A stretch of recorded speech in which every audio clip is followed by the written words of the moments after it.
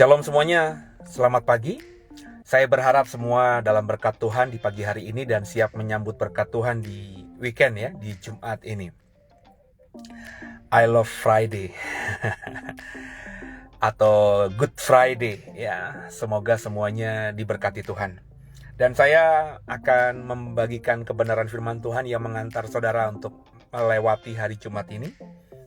Dan saya akan membagikan firman Tuhan dari 1 Petrus pasal yang keempat, ayat yang ke-7 dan ayat yang ke-8 ya. 1 Petrus, surat Petrus yang pertama, pasal yang keempat, ayat 7 dan 8. Dan saya akan membacakannya dalam terjemahan baru 2. Demikian firman Tuhan. Kesudahan segala sesuatu sudah dekat, karena itu kuasailah dirimu dan waspadalah supaya kamu dapat berdoa. Yang terutama, kasihilah sungguh-sungguh seorang yang akan yang lain, sebab kasih menutupi banyak sekali dosa. Haleluya. Kekasih Tuhan, di Jumat ini firman Tuhan buat semua kita, mengingatkan kita bahwa segala sesuatu sudah dekat, kesudahannya sudah dekat. Kesudahan ini bisa bicara mengenai akhir zaman, tapi kesudahan ini juga bisa bicara mengenai hidup kita masing-masing kan? Karena setiap kita punya waktu hidup di bumi ini. Kita bukan kekal di bumi ini. Sebab kewarganegaraan kita bukan warga negara dunia ini, tapi warga negara surga kan? Berarti selama di bumi ini, ya kita semua punya batasan waktu. Kata Musa dalam Mazmurnya 70-80 tahun. Maka kita menolak atau tidak menolak, setiap hari kita mendekati kesudahan kita masing-masing. Ya, orang-orang dunia merayakan ulang tahun dengan sukacita, tapi di balik itu sebenarnya ketika kita merayakan ulang tahun berarti kesudahan kita juga semakin dekat kan? Dan menjelang kesudahan kita masing-masing, firman Tuhan mengingatkan kita untuk kita bisa menguasai diri kita. Ya, mewaspadai segala sesuatu, dan dengan kita menguasai diri dan waspada atas segala sesuatu, kita bisa berdoa. Menarik di sini ayat 7 dalam 1 Petrus pasal 4 ini. Kesudahan segala sesuatu sudah dekat, kuasailah dirimu, waspadalah supaya kamu dapat berdoa. Jadi menguasai diri itu penting. Ya. Jadi bukan cuma menguasai diri tapi waspada. Mungkin orang bisa menguasai diri. Ya. Orang bisa menahan dirinya untuk tidak hidup dalam nafsu. Dia bisa menguasai diri. Tapi orang yang bisa menguasai diri ini belum tentu dia waspada. Sehingga banyak orang yang bisa menguasai diri, dia misalnya tidak hidup hedon, dia misalnya tidak hidup memuaskan nafsu dagingnya, tapi karena nggak waspada, meskipun dia bisa menjaga dirinya, menjaga diri dari nafsu-nafsu duniawinya, tapi karena nggak waspada, ya dia nggak berhikmat gitu. Ya, beberapa waktu yang silam banyak sekali saudara-saudara kita yang terikat dengan pinjaman online. Apakah mereka tidak menguasai diri? Saya percaya mereka menguasai diri. Karena banyak orang yang saya tahu terikat dengan pinjaman online itu ya tidak hidupnya hedon. Tapi mereka nggak waspada. Ya, mereka kurang bijaksana. Sehingga karena nggak waspada tadi, ya setan yang benar-benar memakai banyak tools, banyak alat, di akhir zaman ini bisa menjebak dan mencengkeram mereka. Ya. Minjam uang di dalam pinjol nggak sampai 1 juta, tapi ternyata karena bunganya begitu luar biasa dan ada permainan yang jahat dalam pinjaman online itu, sehingga orang-orang ini akhirnya punya hutang yang jauh lebih besar dan punya bunga hutang yang jauh lebih besar lagi daripada pokok hutangnya. Dan ini mengerikan, saudara.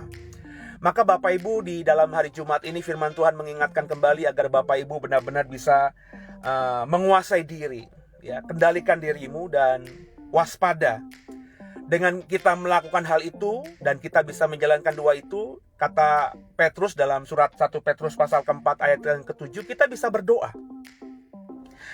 Dan kemudian di ayat ke-8 kita diingatkan juga untuk melewati hari Jumat ini dan sepanjang hidup kita untuk menjadi orang yang penuh dengan kasih.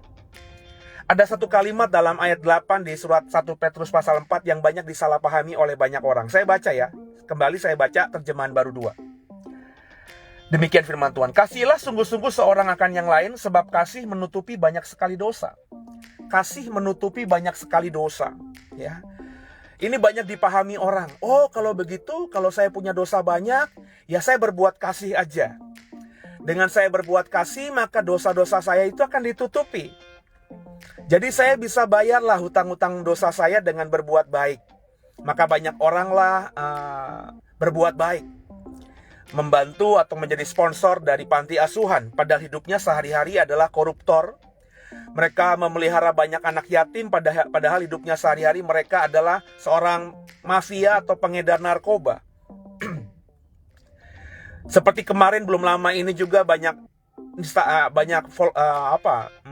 influencer yang berbagi sana, berbagi sini, seolah duitnya itu tidak berseri. Ternyata mereka cuci uang, karena uang yang mereka dapatkan itu dari sesuatu yang nggak benar, sesuatu yang nggak baik, ya. Yang kita tahu judi online lah, ya. Terus kita tahu juga permainan robotik saham begitu, saudara, ya. Mereka mendapatkan hal-hal itu dengan menipu orang, dan mereka sadar nggak mungkin.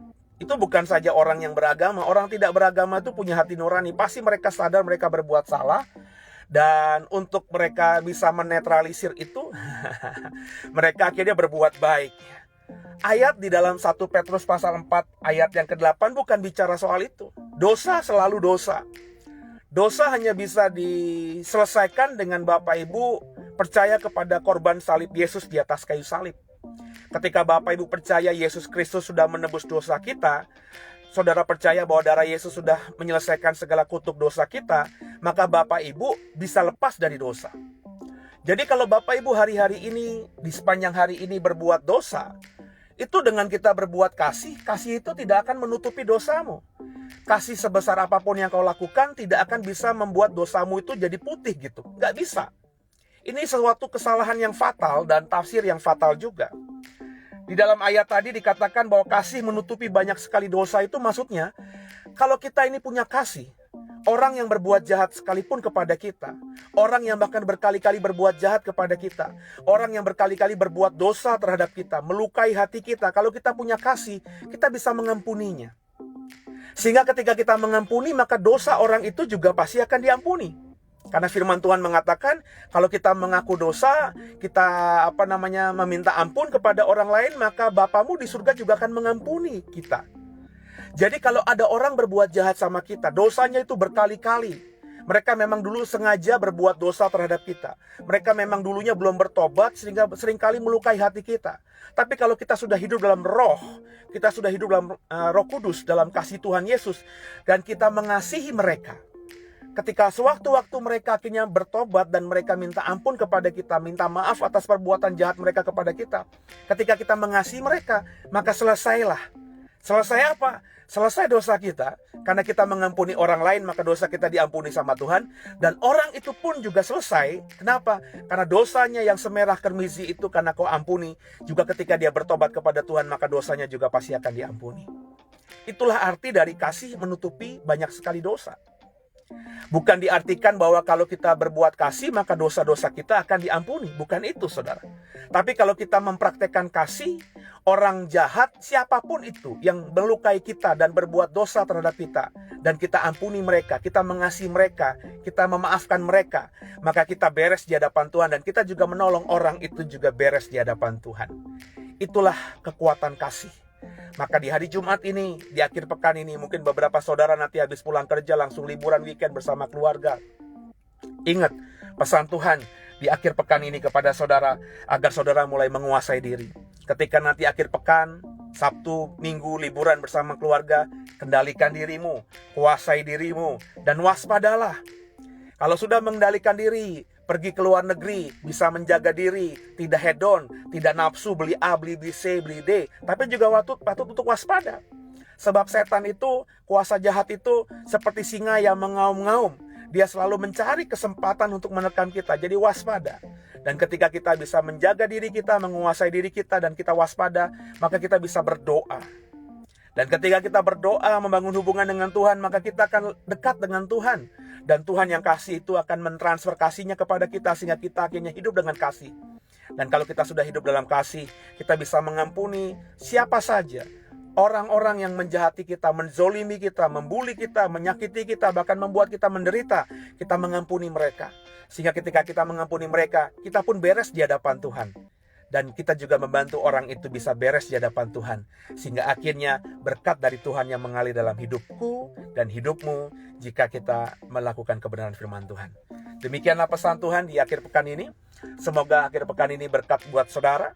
Dan izinkan saya di akhir pekan ini untuk berdoa buat saudara. Satu hati kita berdoa. Bapak yang baik, terima kasih buat hari Jumat ini. Kami mau memulai weekend kami dengan hidup yang sungguh-sungguh sesuai firman Tuhan, seperti yang Tuhan firmankan. Tolong kami Roh Kudus bukan cuma cakap jadi pendengar, tapi cakap juga jadi pelaku firman. Tolong kami Roh Kudus bisa mengendalikan hidup kami. Tolong kami Roh Kudus bisa waspada akan segala hal. Dan akhirnya kami bisa berdoa. Dan ketika kami berdoa, hubungan kami dengan Tuhan semakin intim. Tuhan yang adalah kasih itu akan transfer kasihnya kepada kami. Sehingga kalau kami penuh dengan kasih, kami bisa mengampuni semua orang, siapa saja yang berdosa, yang melakukan hal yang jahat kepada kami. Sehingga hidup kami senantiasa berkenan di hadapan Tuhan. Dan kami juga lewat kasih itu bisa menolong orang-orang yang sudah berbuat dosa itu juga mengenal Tuhan dan akhirnya juga dipulihkan hubungannya dengan Tuhan. Terima kasih buat segalanya Tuhan. Dan kami serahkan hari Jumat kami ini hanya dalam nama Tuhan Yesus Kristus. Kami percaya, sebagai orang percaya, keluar masuk rumah kami akan diberkati Tuhan. Dimanapun kami melangkah, kemanapun kami melangkah, tanah bumi yang kami pijak adalah tanah bumi yang diberkati Tuhan. Dan kami percaya berkat senantiasa yang dari Tuhan yang ada limpah atas kami. Dan ketika kami bawa pulang ke rumah, seisi rumah akan merasakan hidup di bumi seperti di surga. Terima kasih Tuhan buat segala-galanya. Ampuni salah dosa kami. Tuhan Yesus, Kaulah Tuhan Juru Selamat kami yang hidup satu-satunya, tiada yang lain. Dan ke dalam tangan-Mu lah Tuhan Yesus kami serahkan tubuh, jiwa, dan roh kami. Haleluya, terpujilah nama Tuhan. Amin. Selamat pagi, selamat beraktivitas. Ingat senantiasa, Tuhan melihatmu. God bless you.